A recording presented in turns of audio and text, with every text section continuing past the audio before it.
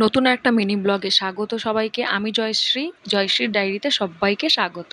তো পয়লা বৈশাখের শুভেচ্ছা সবাইকে জানিয়ে নতুন একটা ভিডিও স্টার্ট করলাম।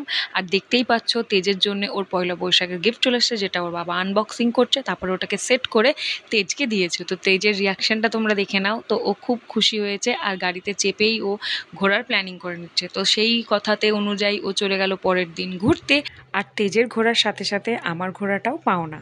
তো এই যে আমরা তিনজন মিলে বেরিয়ে পড়লাম বিকালে। তো এই যে তেজ দেখো কত খুশি যেখানে ও ঘুরতে যাচ্ছে বলে। তারপরে আমরা ঘুরে টুরে এই যে লিফটে চলে গেছি, যেখানেও বাড়ি আসতে চাইছিল না। তারপরে ছিল হচ্ছে পয়লা বৈশাখ পরের দিন। এই যে সাজুগুজু করে চশমা পরে চলে গেল বাবার সাথে বেরু করতে। তারপরে ও আসার পর ওকে আমি লাঞ্চ করিয়ে দিলাম। আর এই যে গাড়িতে বসেই এখনও সব কিছু করে। তারপরে পুজো কমপ্লিট করে এই যে গোপালকেও আমি নতুন জামা পরিয়ে দিয়েছি। আর এই যে নতুন বল নিয়ে খেলা শেষ হয় না। তো এই খেলতে খেলতেই সৌরভ আমাদেরকে বললো চলো কোথাও বাইরে ঘুরে আসি। তাই আমি বললাম চলো, কিছু তো মার্কেটিং করার আছে।